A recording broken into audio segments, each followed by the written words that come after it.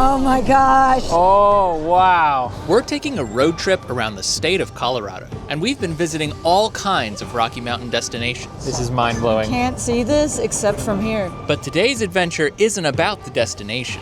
It's about the journey. That was stunning. It's still going. Oh my gosh.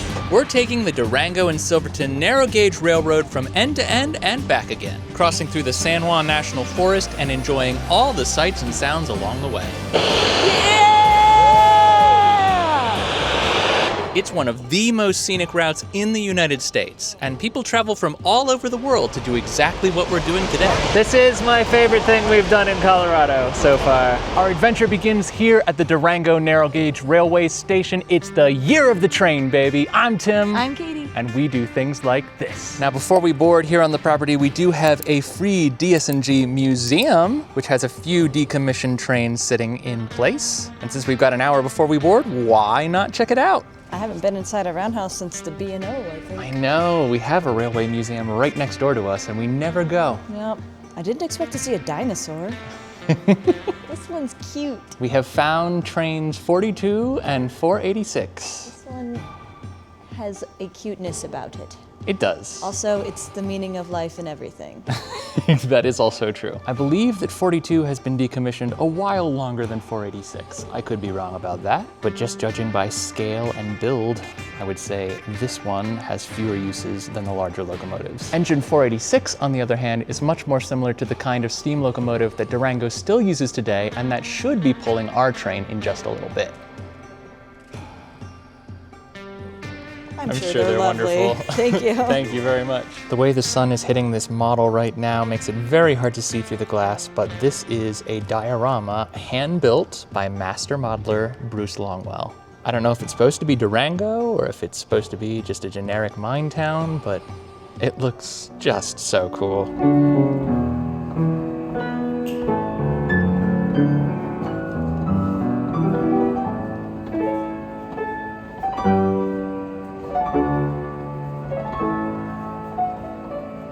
This is an incredibly impressive model village.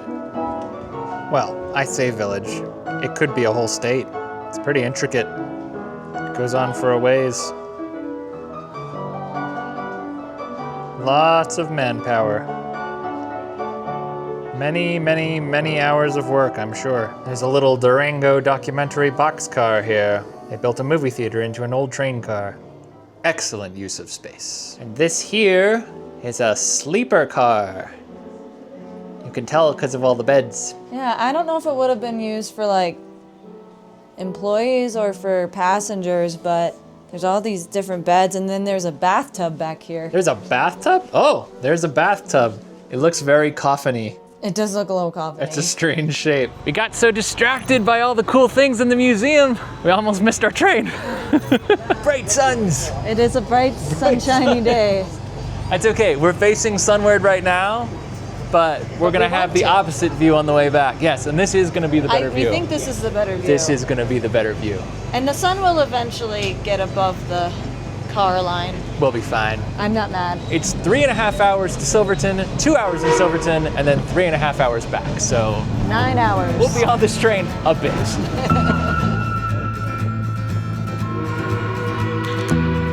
Of the 3.5-hour train ride to Silverton, the first 45 minutes is spent making your way out of Durango. The further you get from the city, the more there is to see. But also, the more careful you have to be when poking your head outside the carriage.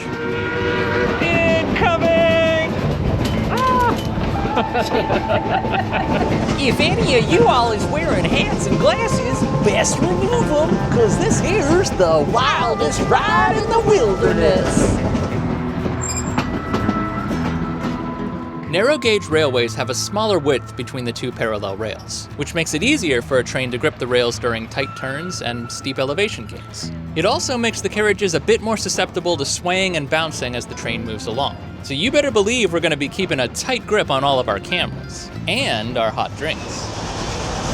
What did you get yourself from the cafeteria car? I got the Rusty Nail, which is the season drink. special drink. It's coffee with, I believe, Irish cream.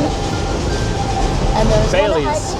but Bailey's is the Irish cream, and I think it might be Kahlua, but there was one other thing in there, and I'm terribly sorry I don't remember what it was, but it was a specialty hot cocktail. It was like standing in a mixing bowl in there, so Yeah. it's not surprising you jumbled some facts. Yeah, and it was warm, it was cozy, and it was perfect for a cool morning on a train. Indeed. Plus, I'm always a sucker for a themed drink, rusty nail cocktail. Gaining some elevation. We're getting higher. Getting higher. Getting higher. We are about an hour into our 3-hour trip. There's a finite amount of battery on both cameras here, so I'm trying to conserve them because I know this ride's gonna get so much better. That's what driving was like yesterday. Yeah. This is better. Be on the train. This is better because I don't have to worry about keeping on the road. Exactly. We are now entering San Juan National Forest. We have our own little sign. Here we go. Oh my gosh. Oh, wow.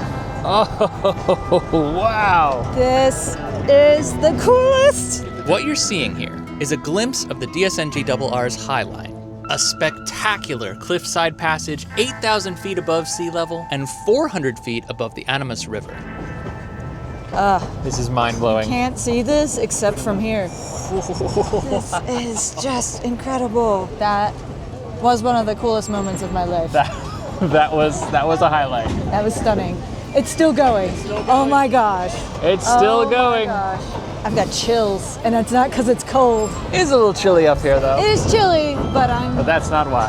I'm just absolutely enthralled. Now, as we approach this next section, we're about to see how an authentic 1923 locomotive stays lean and mean for year-round operation in 2026. Inside the boiler, water is constantly being turned into steam. Thing is, the minerals dissolved in that water don't then leave the boiler with that steam. Over time, impurities like calcium and magnesium can concentrate, forming sludge that can interfere with the boiler's operation. To help prevent that, crews periodically use the boiler's own pressure to force excess water, sediment, and sludge out of the system before it has a chance to settle. It's called a blowout or a blowdown, and it looks a little something like this.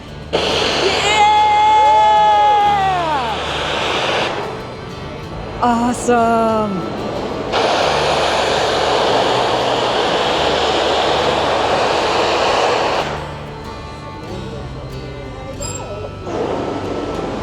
That was rad. That was so cool. And now we're crossing over. Year of the train! Yeah, baby. This is my favorite thing we've done in Colorado so far. Yeah, It's hard to beat. it's hard to beat. It's amazing. It's just stunning. Because this is an honest-to-God steam engine, we need honest-to-God steam. And that means filling it up so that the boiler has water to burn. We're stopped here at Tank Creek. We have a beautiful view while they do just that.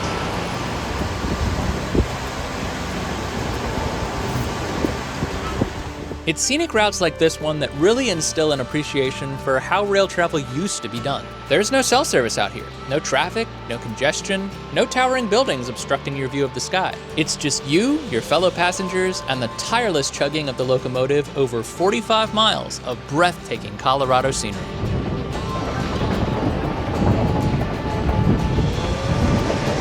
What we just passed is called a Y. It's a section of track that is designed to reverse the direction of the train.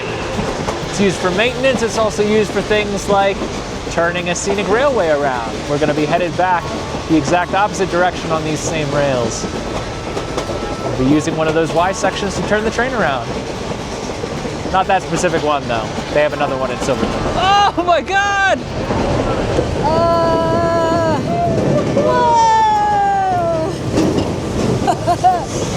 Yeah.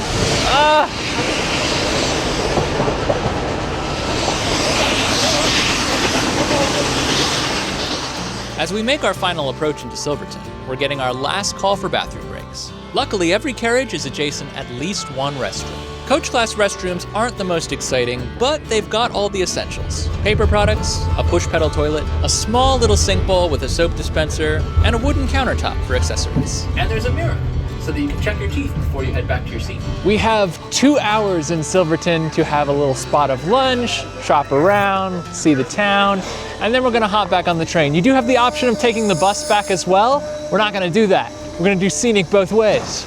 We looked at a couple of different options for lunch, and we landed on the Lacey Rose Saloon, an authentic saloon experience with original woodwork, year-round thematic decor, and live entertainment. And, as you might expect from a saloon, they also make a pretty great cocktail. Cheers. Cheers.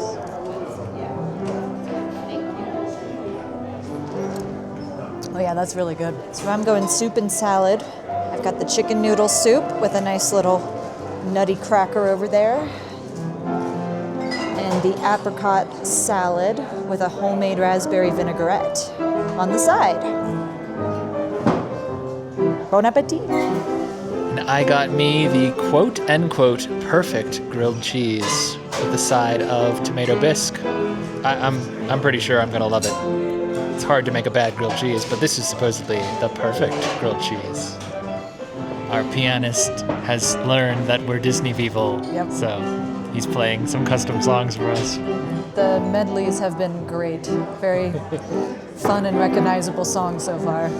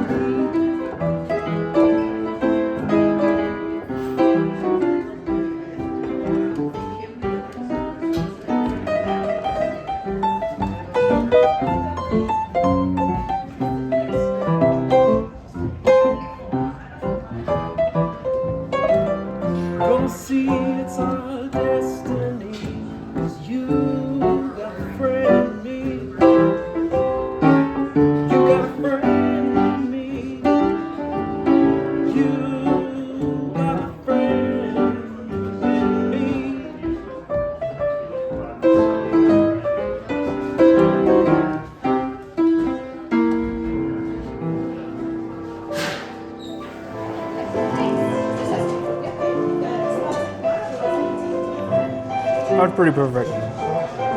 That's pretty perfect. Do you taste the Howdah cheese? Oh man. So we did go ahead and get desserts, mostly because we didn't want to leave. We're enjoying the vibe and we needed to find another reason to stay. So this was what they had for dessert on the lunch menu. It's a giant chocolate chip cookie with Haagen-Dazs on the side. Haagen-Dazs vanilla. I can't imagine it's gonna be bad. I don't even know if we need to film it. It just looks, I think this is gonna be gone in like a second. Just like that, our 2 hours in Silverton are up. There are actually 2 departing trains on the schedule today, and we arrived back at the station just in time to see engine 482 moving its carriages into position. Well, that was an awesome lunch. And now, it's time to get back on the train. And the neat thing about going back the same way we came is that this time, we know right where to point the cameras to be ready for all the best shots.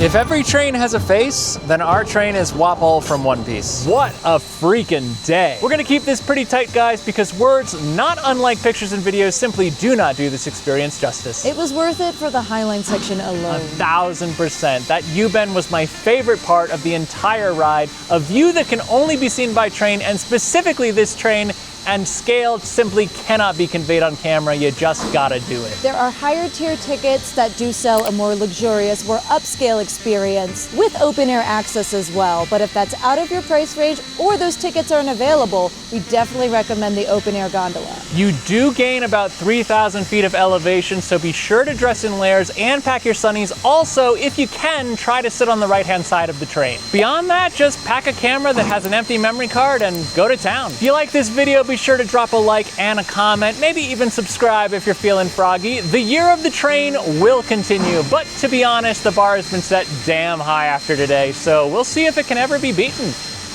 Until next time, guys, I've been Tim. I'm Katie. And every day is a new adventure. See you again soon.